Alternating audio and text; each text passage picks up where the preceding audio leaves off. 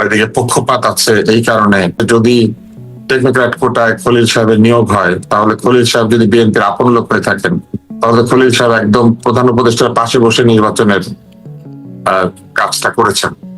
তো তাদের কথা হচ্ছে যে এটা তাহলে কেন হলো, এটা তাহলে লেভেল হয় নাই আর কি, এটা তারা সমালোচনা করছেন এবং এক ধরনের রসিকতা করছেন কেউ কেউ যে খলিল সাহেব ছিলেন বিএনপির গুপ্ত উপদেষ্টা। তো এটা হচ্ছে, আমার কাছে এটা নিয়ে কোনো কিছু মনে হয় না, এই কারণে যে মন্ত্রিসভা নিয়ে না আমি কখনোই মাথা ঘামাতে চাই না। কারণ দল গিয়েছে ক্ষমতায়, তারা সংখ্যাগরিষ্ঠ ভোট পেয়েছে। এখন মন্ত্রিসভা ভালো করা খারাপ করা এই সবই হচ্ছে তাদের দায়িত্ব। মন্ত্রিসভার ফলাফল দেখে যখন আমরা বুঝবো যে এই মন্ত্রিসভা পারছে অথবা পারছে না, তখন আমরা আলোচনা সমালোচনা করব। তাই দল গঠন নিয়ে সমালোচনা না করে দলের কাজ শুরু হলেই আমরা টের পাবো যে কার সিলেকশন কেমন হয়েছে। কিন্তু দল গঠন কেন হলো বা কাকে কোন বিবেচনায় দেয়া হলো সেটিও তো আমরা একটু বুঝতেই চাইতে পারি নাকি? যেমন ধরেন আপনি বলছিলেন, আমি একটু প্রশ্নটা করি এখানে এই কারণে যে সালাউদ্দিন আহমেদ তিনি তখন সংস্কার কমিশনের মানে রেগুলার যেতেন এবং তিনি তখন বলেছেন, তিনি এখন স্বরাষ্ট্রমন্ত্রী হচ্ছেন, তিনি বলছেন যে আপনার সরকারে একজন বিদেশি নাগরিককে আপনি জাতীয় নিরাপত্তা উপদেষ্টা করেছেন, আপনার কি সেই আক্কেল জ্ঞান নাই? একজন বিদেশি নাগরিকের কাছে এই দেশের সেনাবাহিনী নিরাপত্তা সংক্রান্ত রিপোর্ট প্রদান করবেন কিভাবে ভাবলেন? তিনি রোহিঙ্গা করিডোরের নামে, মানবিক করিডোরের নামে বাংলাদেশকে যুদ্ধক্ষেত্রে পরিণত করতে চান। বাংলাদেশের মানুষের সঙ্গে আপনি কথা বলেননি। আচ্ছা, তারপর আরো অনেক কথা আছে, আমি সালাউদ্দিন আহমেদকে কোট করছিলাম। এখন কোন আক্কেলে আসলে ডক্টর মোহাম্মদ ইউনূসকে জিজ্ঞাসা করেছেন যে কোন আক্কেলে আপনি তাকে নিরাপত্তা উপদেষ্টা করলেন, কোন আক্কেলে বিএনপি পররাষ্ট্র মন্ত্রী বানালো, সেটা আমরা বুঝতে চাইতে পারি নাকি তা পারি না? আমরা অবশ্যই জানতে চাইতে পারি, সাধারণ মানুষ জানতে চাইবে, কিন্তু কোন আক্কেলে পররাষ্ট্র উপদেষ্টা আর কোন আক্কেলে নিরাপত্তা উপদেষ্টা, এটার মধ্যে একটু তফাৎ আছে। হয়তো বিদেশি বলে উনি পররাষ্ট্র উপদেষ্টা হতে পেরেছেন যে বাংলাদেশের সব ভিসা বন্ধ হয়ে গেল, ওনার ভিসা বন্ধ হবে না, কারণ উনি তো আর বাংলাদেশের নাগরিক না, উনি দ্বৈত নাগরিক। কিন্তু দ্বৈত নাগরিকদের তো হওয়াতেও বাধা আছে, তাই না? মন্ত্রী হয়ে গেলেন, এর তো বাধা আছে না। আওয়ামী লীগের বাধাটা তুলে নিয়েছিল মোমেন সাহেব এবং আরো কয়েকজনের বেলা যখন প্রশ্ন উঠেছিল আওয়ামী লীগ তখন এই বাধাটাকে কিভাবে যেন এইটাকে নাগরিকত্ব প্রত্যাহার করে এসেছিলেন। হয়তো উনিও করবেন না, প্রত্যাহার করেন না, উনি সম্ভবত পাসপোর্টটা ফেরত দিয়েছিলেন। উনি এখন আমেরিকার নাগরিকত্ব খুব সম্ভবত প্রত্যাহার করেন না। এমনি আমার একটা অনুষ্ঠানে তিনি বলেছিলেন তিনি নাগরিকত্ব প্রত্যাহার করেছেন। আমি অবশ্য আওয়ামী লীগের কোনো কথা আমার বিশ্বাস হয় না। হ্যাঁ, আওয়ামী লীগের কোনো কথা আমার বিশ্বাস হয় না, বুঝলেন? আচ্ছা, যদি আমাদের না শারমিন, আমি আপনাকে বলি না, বিএনপি তো মাত্র ক্ষমতায় গিয়েছে, এখন কথা আমরা বুঝবো কোন কথা দিলে কোন কথা রাখছে। কিন্তু আওয়ামী লীগ 17 বছর ক্ষমতায় ছিল, যত দিন গিয়েছে তত মিথ্যাবাদী হয়ে উঠেছিল। এমনি এমনি কারো পতন হয় না। ব্রাজিল যে 8টা গোল খায় এমনি এমনি খায় না, কিন্তু খেলতে পারে না তাই খায়, এবং ধীরে ধীরে পতন হয়েছে তাই খেয়েছে। জার্মানির কাছে 8 গোল খেয়েছিল।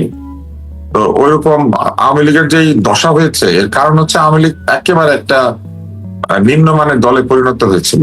এটা তো অস্বীকার করা যাবে না, কেউ অস্বীকার করতে পারে না। বলে এদের কোনো কথা আমার বিশ্বাস হয় না। যেমন এই ভদ্রলোক শোনেন পালিয়ে গিয়েছেন, এই মোমেন্ট, কিন্তু অন্যদের পরে গিয়েছেন। উনি এখানে কার কার জামাই আদরে ছিলেন, তার মানে এই সরকারের সঙ্গে তার ভালো সম্পর্ক। তা না হলে উনি পালিয়েছেন কিভাবে? লামিয়া তার সম্পর্কে আত্মীয় হয়, সেটা আমরা দেখেছি, তিনি ডক্টর ইউনূসের খুব ঘনিষ্ঠ। উনি তার মানে ব্যবহার করেছেন, সম্পর্কে আত্মীয়তাকে ব্যবহার করেছেন। তো এই আত্মীয়তা শুধু ওনার নিজের জন্য ব্যবহার করেছেন, আর কারোর জন্য করেন নাই। এইসব লোক অত্যন্ত স্বার্থপর এবং বেইমান কিসিমের, এইসব লোককে আমার একদম পছন্দ হয় না। আচ্ছা, আমি প্রশ্ন করছিলাম, এখন আসলে আওয়ামী লীগ অনেকটাই যখন মন্ত্রী ছিল তখন মাথায় চুল দিয়ে, যখন মন্ত্রী ছিল তখন মাথায় চুল দিয়ে ঘুরতো, এখন মন্ত্রী নাই, এখন দাড়ি নিয়ে ঘুরে। মানে এইসব লোককে আসলে আমার পছন্দ হয় না, সরি টু সে।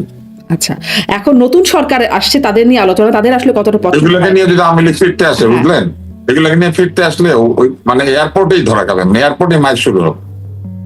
আচ্ছা আচ্ছা, এয়ারপোর্টে আচ্ছা, নতুন আওয়ামী লীগের সমর্থকরা, আমি আপনাকে একটা জিনিস বলি, আওয়ামী লীগের সমর্থকরা তাদেরকে প্রহার করবে, কারণ এত সমর্থককে ফেলে রেখে তারা সব পালিয়ে গেছে। সমর্থকরা এখানে জেল খাটে, এক সমর্থকের বউ বাচ্চা আত্মহত্যা করলো, আর উনি এখান থেকে যাওয়ার পরামর্শ দিয়েছিলেন ম্যান্ডেলা করতে। আপনি ম্যান্ডেলা হন। আসে আবার নতুন সরকারের আলোচনায় একটু নতুন সরকার আপনি এখন ম্যান্ডেলার সাথে বসে গল্প করতে আওয়ামী লীগ কথা দিলে কথা রাখে না, ম্যান্ডেলার সাথে গল্প করে না কেন? হ্যাঁ, একটু নতুন সরকারের প্রসঙ্গে আসে, আওয়ামী লীগ কথা দিলে কথা রাখে না। আপনি বলছিলেন যে নতুন সরকার কথা দিয়ে কথা রাখে কিনা সেটা আসলে দেখার সময় আছে, আমরা দেখবো এবং সেটা নিয়ে আলোচনা করবে। কিন্তু যতটুকু কথা দিলেন এবং এখনই যতটুকু দেখা যাচ্ছে, এই যে মানে পদত্যাগের জন্য খলিলুর রহমানের দাবি করে বসেছিলেন বিএনপি, 3 জনের মধ্যে খলিলুর রহমান অন্যতম, যাকে নানান কারণে পদত্যাগের দাবি করেছেন, এখন তাকে পররাষ্ট্রমন্ত্রী বানিয়ে দিলেন 1, এবং 2 মানে জুলাই সনদ স্বাক্ষর করেছেন। কিন্তু এখন সংবিধান সংস্কার জুলাই সনদ স্বাক্ষর করেছেন তারা, কিন্তু তারা জুলাই সনদ স্বাক্ষর করার পরে গণভোটে যখন গেল তখন তারা বলেছেন যে স্বাক্ষরিত জুলাই সনদ আর গণভোটে যে প্রশ্ন গিয়েছে দুইটার মধ্যে অমিল আছে। তারা কিন্তু এটা বলেছিলেন যে ঐকমত্য কমিশন তাদের সঙ্গে প্রতারণা করেছে, ফলে তারা তাদের জায়গাতে ঠিক আছেন। এবং তারা আরো একটা কথা বলেছিলেন যে তারা যদি ক্ষমতায় আসেন তারা আগে তাদের ম্যানিফেস্টো, পরে হচ্ছে অন্যান্য বিষয়। তো ম্যানিফেস্টোতে জুলাই সনদের যে বিষয়গুলি আছে সেগুলি তারা আগে দেখবেন আর অন্যান্য বিষয় দেখবেন পরে। তো তারা তাদের এই জায়গাতে কথা মানে নষ্ট করেন না। জুলাই সনদে তো ছিল যে সংবিধান সংস্কার পরিষদে দ্বৈত শপথ, এটা তো ছিল, তাই না? সংবিধান সংস্কার পরিষদ নিয়ে তো তারা কোনো আপত্তি করেন নাই। তারা বলেছেন এই সংবিধান সংস্কার পরিষদের শপথ গ্রহণ সহ অন্যান্য বহু বিষয় জটিলতা আছে, যে জটিলতা এই সংস্কার পরিষদের বিষয়টাকে বৈধতা অবৈধতার জায়গায় নিয়ে যাবে। তো দেখা যাক তারা কবে সই করেন, অথবা যদি না করেন, করবেন না, তো তাদের স্বাধীনতা আছে। তারেক রহমানের পারফরমেন্স কেমন হবে সেটাও বলার এখন সুযোগ নেই। উনিও তো একদম উনি প্রথম সংসদ সদস্য এবং জীবনে সংসদ সদস্য হয়েই প্রধানমন্ত্রী হয়েছেন। ওনার মায়ের মতো, ওনার মাও প্রথমবার সংসদ সদস্য হয়েই প্রধানমন্ত্রী হয়েছিলেন, উনিও সেই রকমই হয়েছেন। অতএব ওনার পারফরমেন্স বোঝা যাবে উনি যখন সংসদে কথা বলতে শুরু করবেন, উনি যখন সংসদে নেতৃত্ব দিবেন, তখন বোঝা যাবে যে ওনার ডিসিশন মেকিং, উনি কিভাবে সংসদ পরিচালনা করছেন, দল কিভাবে চালাচ্ছেন, এগুলো বোঝা যাবে। এই কারণেই তো বিএনপি গণপরিষদ টরিষদ দিয়ে মাথা ঘামাচ্ছে না। তাদের মূল দায়িত্ব হচ্ছে সংসদটা ঠিক মতো পরিচালনা করা। সংসদ ঠিক মতো না চললে আপনি গণপরিষদ দিয়ে কি করবেন? মন্ত্রীরা ঠিক মতো না চললে আপনি গণপরিষদ দিয়ে কি করবেন? 6 মাস ডিমে তা দিবে এই সংবিধানের ডিম, আর ওদিকে দেশ উচ্ছন্নে যাবে। তাদের আগে যেটা দরকার সেটা করা দরকার। বাংলাদেশের জনগণকে সংবিধান মাথার নিচে দিয়ে ঘুমায় নাকি এটা তাকের উপরে তুলে রাখে? বাংলাদেশের কয়টা ঘরে সংবিধান আছে? সংবিধান কি জিনিস মানুষ ঠিক মতো জানেও না। এটা তো আসলে মানুষ এইটা জানে, মানুষ এইটা না জানার বিষয়, কিন্তু মানুষ জানে না, কারণ জানানোর দরকার বোধ করে নাই কোনো সরকার বা কেউ। কিন্তু মানুষ যেহেতু এটা বুঝে না, মানুষ বুঝে পেটে ভাত, মাথার উপরে চাল, বৃষ্টি পড়ে না, চালের মধ্যে ফুটা নাই, তাই না? মানুষ জানে রাস্তাটা নিরাপদ, মানুষ জানে যে বাজারে জিনিসপত্রের দাম কম, এগুলো মানুষ বুঝে। মানুষকে ওগুলো আগে ডেলিভার করতে হবে। আমরা সংবিধান সংস্কার করে নেই তারপরে মুদ্রাস্ফীতি নিয়ন্ত্রণ করবো, এগুলো বললে হবে? আলী রিয়াজের, ইভেন এই খলিল সাহেবদের মনের চিন্তা ছিল। এটাও তো একটা মজা না? এই খলিল সাহেব জুলাই সনদ, উপদেষ্টা সবকিছু করে টরে এসে এখন বিএনপির পতাকা উত্তোলন করে বসে আছেন। এটা ভালো লাগছে না? দেখতে ভালো লাগছে তো? তাহলে যে গুপ্ত বলে যে সমালোচনা আপনি উল্লেখ করলেন, গালিগালাজ করে আপনি যে গুপ্ত বলা হয়েছে যে তাকে, যেটি আপনি অন্যরা বলছেন যে মানুষ এই সমালোচনা করছে, সেই তো গুপ্ত আমার কিছু আসে যায় না। কিন্তু জিনিসটা মজা যে উনি এখন বিএনপির পতাকা তুলে ধরেছেন। এই 2 সপ্তাহ আগে উনি সংবিধান সংশোধন মানে ডক্টর ইউনূসের পতাকা আকাশে তুলে বসেছিলেন। ওই রকম হাসনাত আব্দুল্লাহরা এই 2 মাস আগে জামাত ইসলামকে গালি দিয়ে এখন জামাতের পতাকার তলে সমবেত হয়েছেন। এই যে রাজনীতির চেহারা, এই চেহারা বদলায় নাই, ফলে নতুন বাংলাদেশ 2.4 আসলে তৈরি হয় না, এটা তৈরি হবে না, এইভাবে হয় না। আচ্ছা, তাহলে কি ওই গুপ্ত ইউনূস সাহেবের হাতে আরো হবে না? এটা বোঝা উচিত ছিল যে ইউনূস সাহেব 2.4 দিতে পারবেন না। উনি দিয়েছেন নোবেলিয়া। তাহলে কি গুপ্ত থেকে এতদিন বিএনপির পারপাসে সার্ভ করলেন? কারণ ডক্টর আব্দুল লতিফ, আপনার মনে আছে, আমি হয়তো আপনাকেও হয়তো আমি এই প্রশ্ন করেছি আগে, আমি হয়তো প্রশ্ন করি, আপনাকে হয়তো আগেও এই প্রশ্নটা আমি করেছি যে যখন খলিলুর রহমান বিদেশে যান বা বিভিন্ন আলোচনা করে, তখন তাকে জিজ্ঞাসা মানে ফিরে এসে বলেন গুরুত্বপূর্ণ বিষয় আলোচনা হয়েছে। কি বিষয় যে আলোচনা হয় সেটা আমরা কখনোই জানতে পারি না বিদেশে গিয়ে। তো আসলে কি এইটা ধারণা করার সুযোগ আছে কিনা যে তিনি আসলে সেই পারপাসে সার্ভ করেছেন, ফলে একটা ডিলের অংশ হিসেবে তিনি পররাষ্ট্রমন্ত্রী? এটা আমরা জানি না। উনি যদি এটা করে থাকেন তাহলে ডক্টর ইউনূস একই পারপাস সার্ভ করেছেন, তাহলে তো অনেক প্রশ্ন উঠবে। আলোচনায় কিন্তু আছে ডক্টর ইউনূস রাষ্ট্রপতি হতে পারেন, মনে হয় তেমনটা হতে পারে। বলে আমার কাছে আসা যায় না। আপন কর্মফল যারা কর্ম করবে তারা ভুগবে, আমাদের কি? আমাদের তো অনেক কিছু বটেই, আমাদের সরকার, আমাদের কিছু না, আমাদের হাতে ভোট আছে, 5 বছর পরে আমরা আবার ভোট পাবো, ভোট পেলে আমরা ভোট দিব। নাকের কাছে শফিকুর রহমান নিঃশ্বাস ফেলছেন, ঘাড়ের কাছে নিঃশ্বাস ফেলছেন শফিকুর রহমান। সোজা হবে না যদি উল্টাপাল্টা কিছু করে। আচ্ছা, এই মানে বিরোধী পক্ষে আমি আপনাকে নিশ্চিতভাবে বলে দিতে পারি, যদি বিএনপি সরকার ব্যর্থ হয় তাহলে জামাত ইসলামকে ঠেকিয়ে রাখার জন্য বাংলাদেশে কেউ আর থাকবে না, অতএব জামাত ইসলাম সরকার গঠন করবে। কিন্তু সফল মানে বিএনপি সরকার সফল হবে কিনা সেটা নিশ্চয়ই দেখার বিষয়, কিন্তু এখনই রাস্তায় আন্দোলন আছে, বিক্ষোভ আছে, এবং তারা ছায়া মন্ত্রিসভা গঠিত করবে বা ছায়া সরকার তারা একটা গঠন করার কথা বলছে।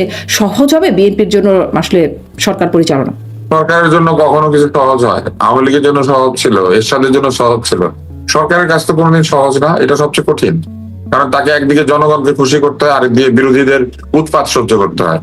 বিরোধীরা ভালো হলে পরে সরকারের কাজটা একটু বেটার হয়, বিরোধীরা যদি ভালো না হয় তাহলে সরকারকে অনেক দিক সামলাতে হয়। সরকারের কাজ তো সহজ না।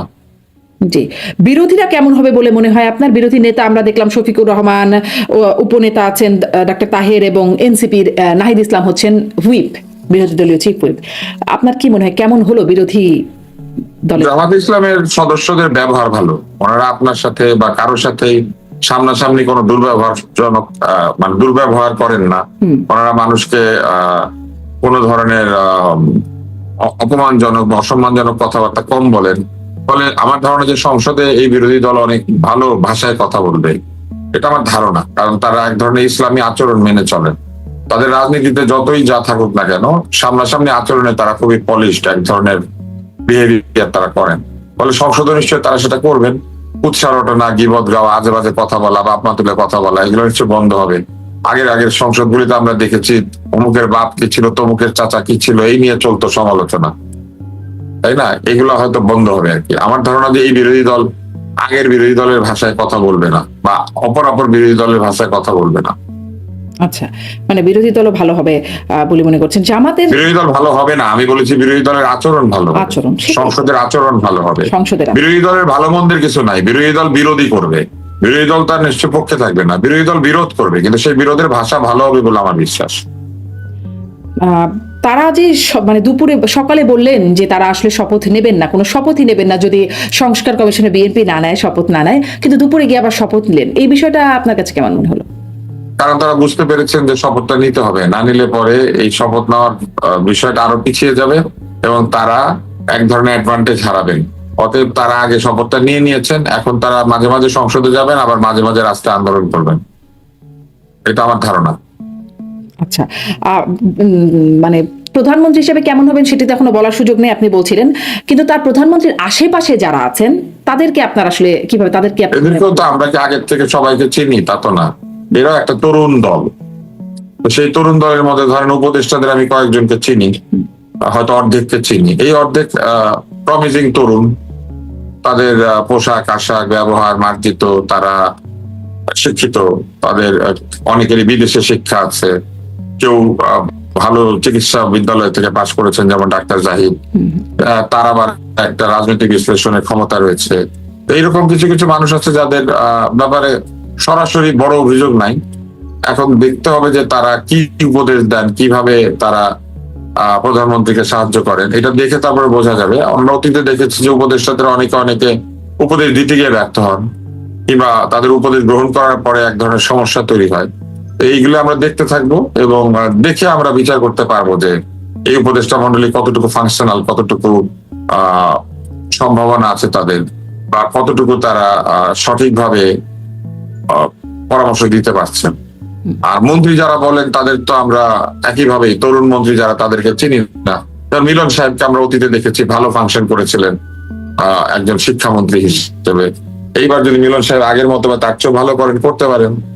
সালাউদ্দিন সাহেবের পুরনো অভিজ্ঞতা রয়েছে জনপ্রশাসনে, অতএব তিনি হয়তো স্বরাষ্ট্রতে ভালো করতে পারেন।